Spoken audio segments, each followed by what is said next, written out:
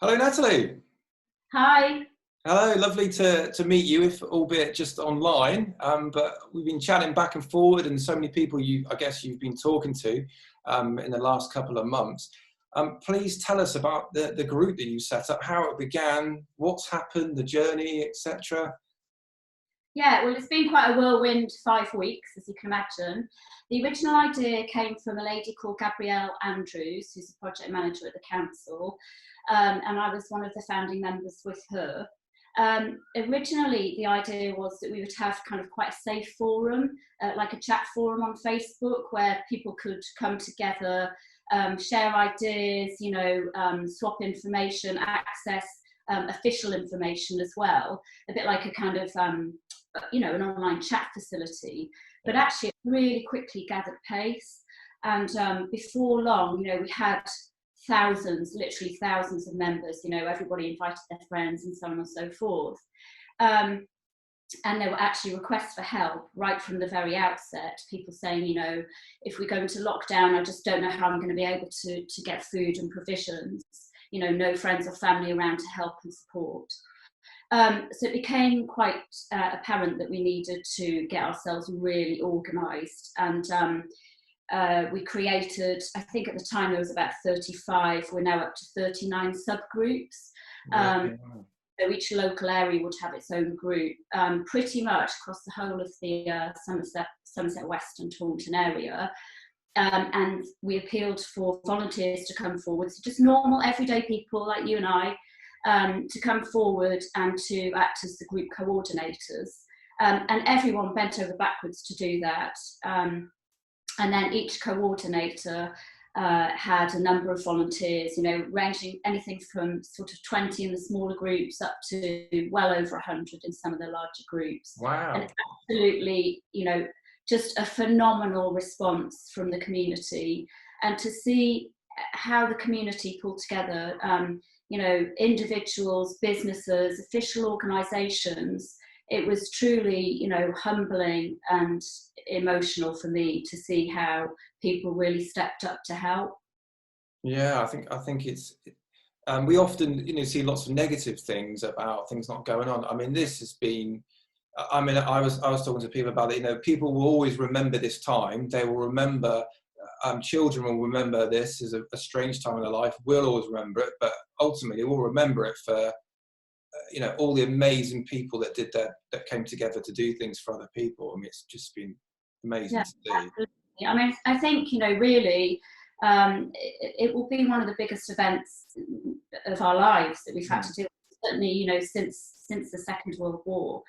And it's very easy to forget that sort of 6 months ago we were all falling out over Brexit. Yeah. But actually, this is really, what divided us then has really brought us together now. And we're seeing people from all different walks of life, all different geographical areas, with all different interests, all different levels of education, and all different political persuasions. Everybody, bar none, is coming together, and they're discussing some quite emotive topics on the groups, and everybody is being really supportive of one another and getting along, and it's really amazing to see that happening. Yeah, and I think it's, as it's evolved and more people have got involved. What got me is all the innovative ways that people have adapted. I mean, we. Just businesses that are having to sort of take stock and think, what can we do different? How can we help different people? And some of the businesses that have adapted and been able to help communities, it's just been amazing to see, really. Yeah, and I think it's helped that official organisations have relaxed certain rules and regulations in order to facilitate that and to help businesses to carry on trade as much as possible.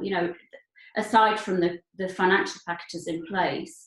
And the group we're called Coronavirus Community Help Taunton, if anyone wants to search for it on Facebook. We've been absolutely blown away as well by the offers of support, because it's very easy to forget that a lot of these businesses and a lot of these individuals are actually facing financial hardship themselves. which makes their offers of support, you know, even more amazing, really.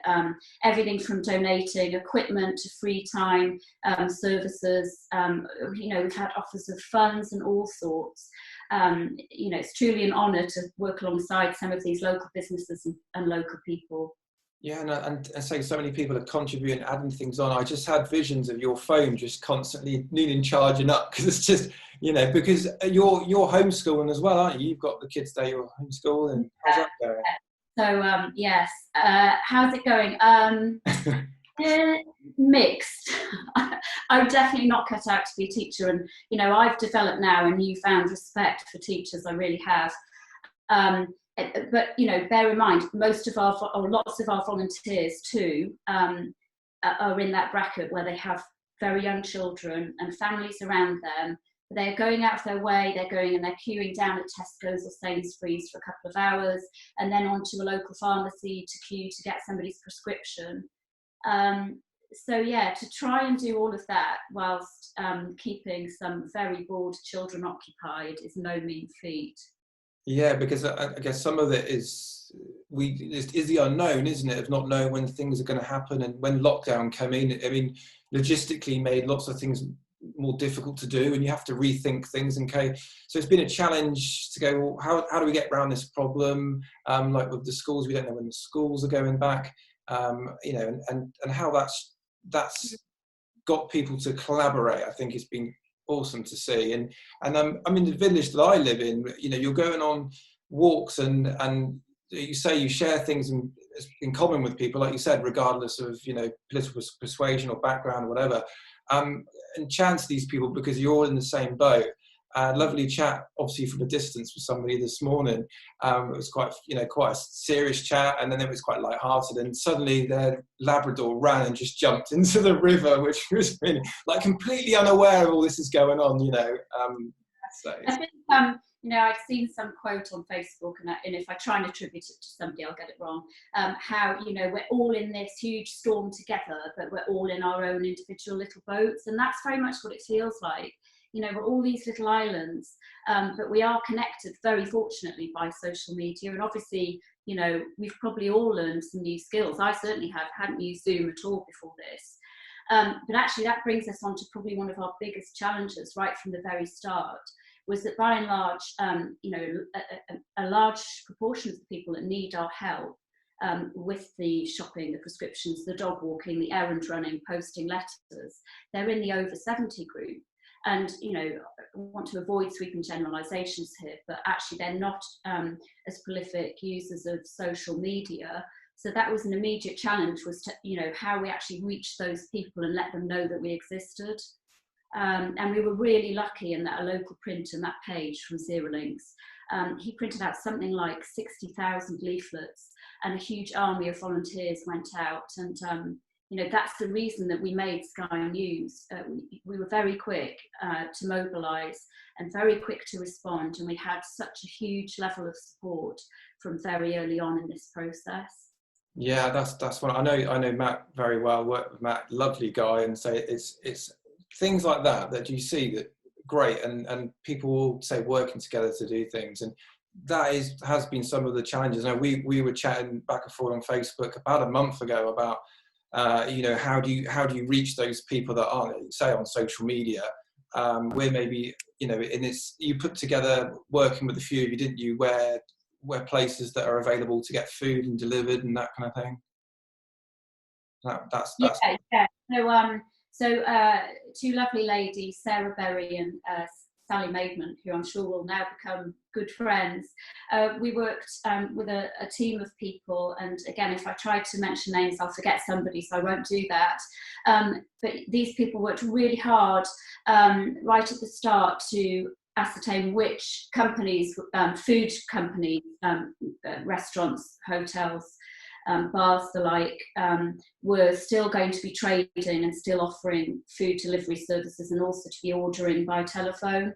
And we pulled together an online database, and also Sally made a very pretty PDF version that's printable. So that's all on the Facebook page, and people have found that to be really useful, because I think at the start, you know, after all of the panic in the supermarkets, people or, you know, turn to, okay, you know, I'm stocked up now, but how am I going to get my vulnerable shopping slot, and how am I going to get food delivered to me? So we addressed that really early on, and that information is there. The other thing that we're working on now is, and the very exciting news, I'm pleased to tell you, is that we've got some funding through from Somerset Community Foundation. So we're going to be building a website, and a lot of that really good content that is there on the Facebook page that actually might get lost a little bit in amongst all of the chat. We'll be taking that information and putting it onto the website.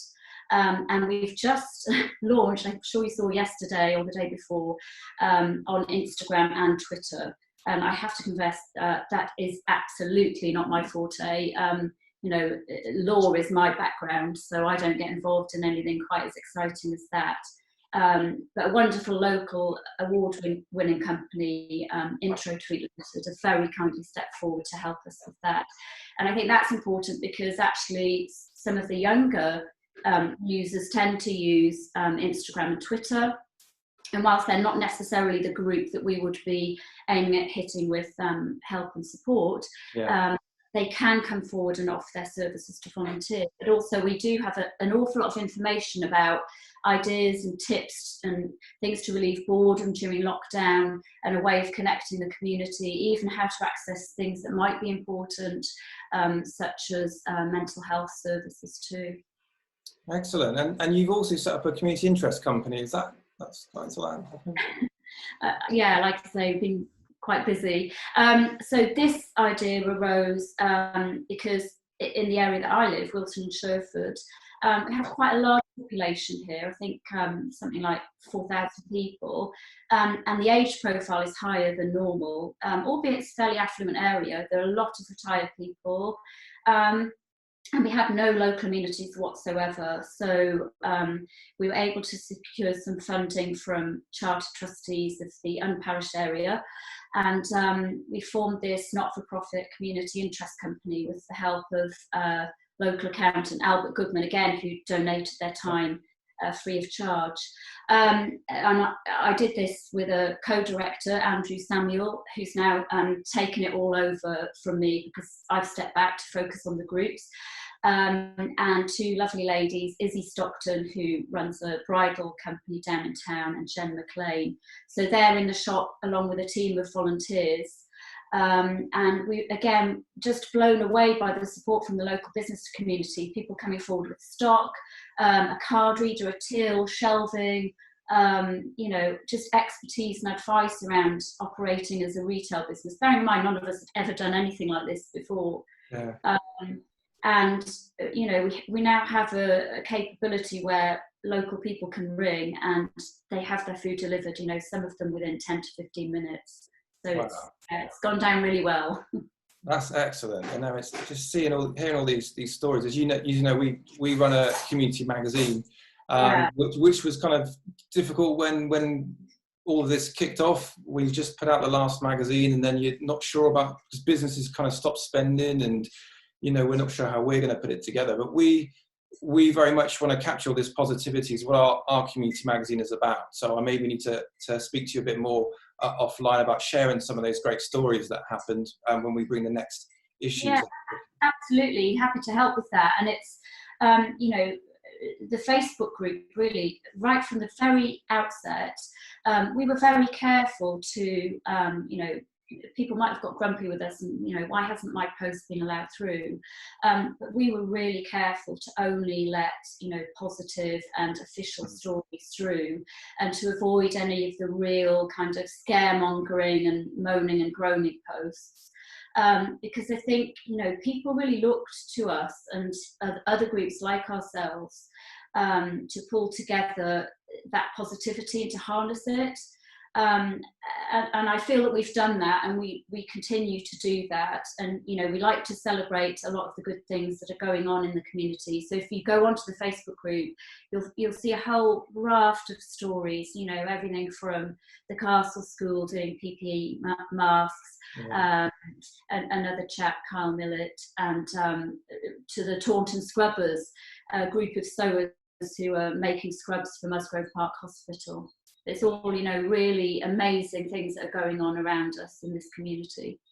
Yeah, and I've had a good look through, and it's keeping up with it all, because it's so many people doing great things, and we're always keen to showcase those unsung heroes, or people, the great stories that really show that, you know, we've got a great community here, haven't we, in Taunton, and you know, and it's just celebrating all that, really. Yeah, and people keep asking us, you know, is it going to continue when the crisis is over? Because I think people actually quite like the fact that we now got, you know, certainly in some of the surrounding villages and different parishes, there were these groups, but some had never had anything like this, you know, at a micro level in local areas.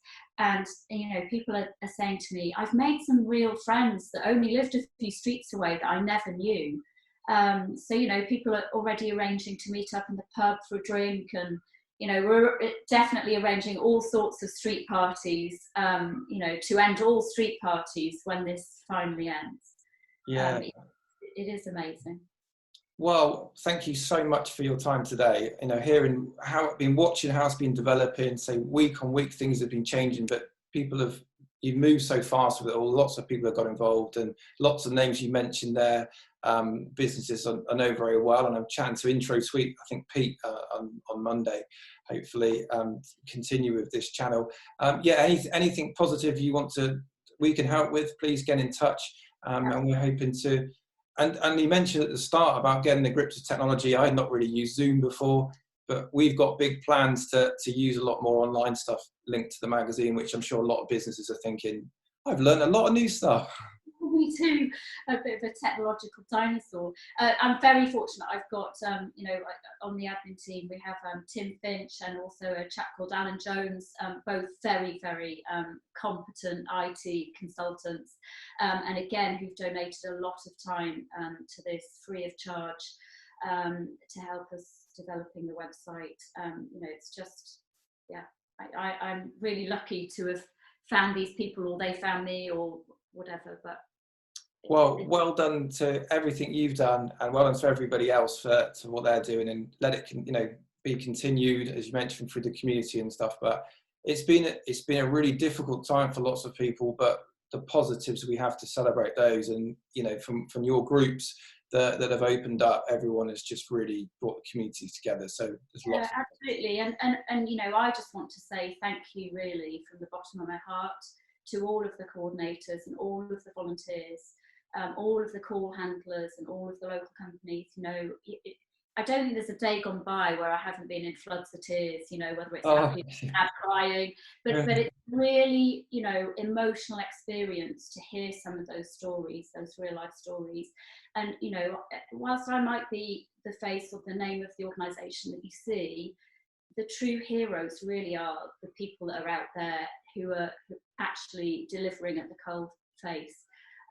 You know, all of the aid and support that is needed, and working alongside official organisations such as Somerset County Council, the local district council, the village agents, Spark Somerset, British Red Cross. You know, we're just another organisation that is delivering that aid. We just happen to be very quick at getting ourselves organised.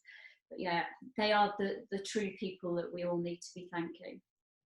Well, brilliant. Well, thank you so much for your time. Hopefully I'll get to meet you in person at one of these street parties.